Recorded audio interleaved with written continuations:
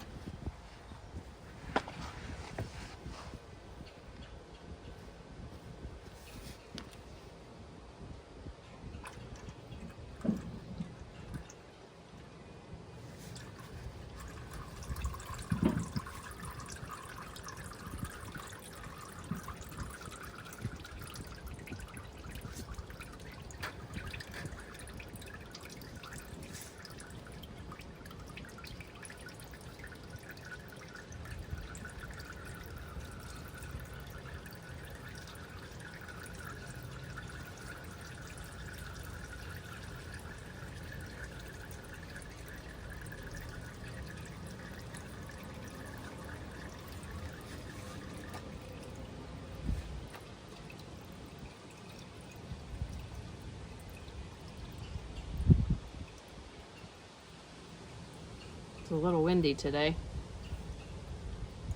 Trying not to get it everywhere.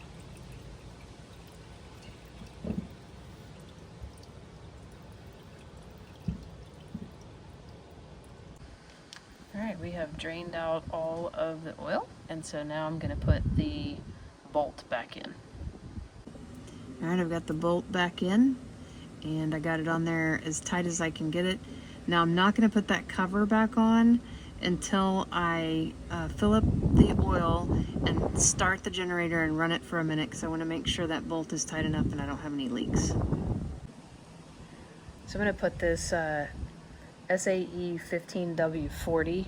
So I'm going to put in 1.6. So that's going to be an entire quart, and then I'm going to take it down to about the 400 mark on the second bottle. That's going to be about a 0.6. It should take right at 1.6 quarts. Open up the dipstick here. If I haven't said it already, you need a towel to do this that's really nasty that you can just get really dirty. My funnel does not have a very long spout. It would probably be easier if you had a funnel with a longer spout, but it's what I have, so I'm working with what I have today. Put my gloves on because I might make a bit of a mess here. I hope not. Certainly going to try not to, but I'm going to put my towel underneath just in case. When you pour this oil in, you want to pour it in nice and slow, because if you get it going too fast and your funnel doesn't handle it all, it's going to make quite the mess.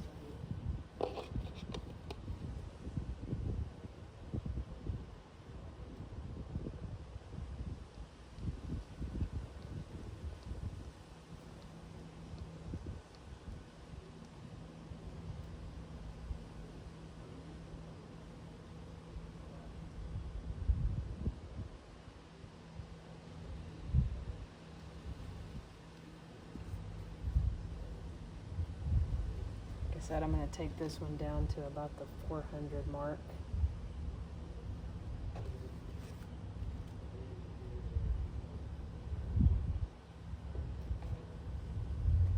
That's about the 400 mark there.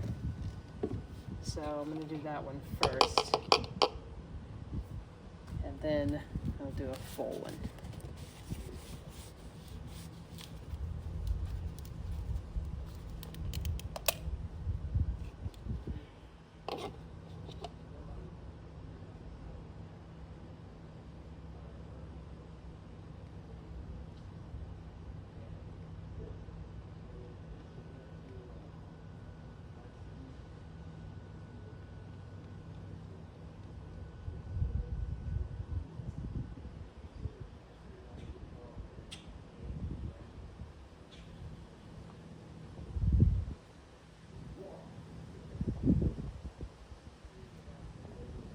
As it starts to get full, it may start to kind of push back on you a little bit. Just take this last little bit nice and slow.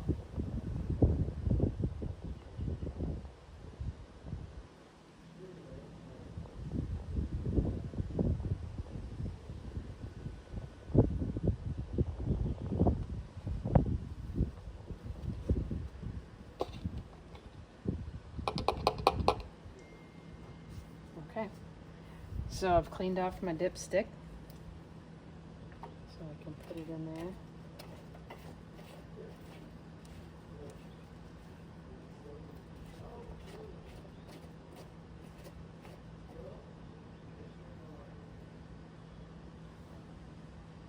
And I am right at the full line.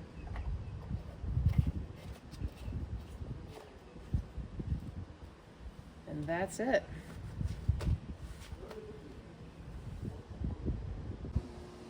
I'm going to put the cover back on.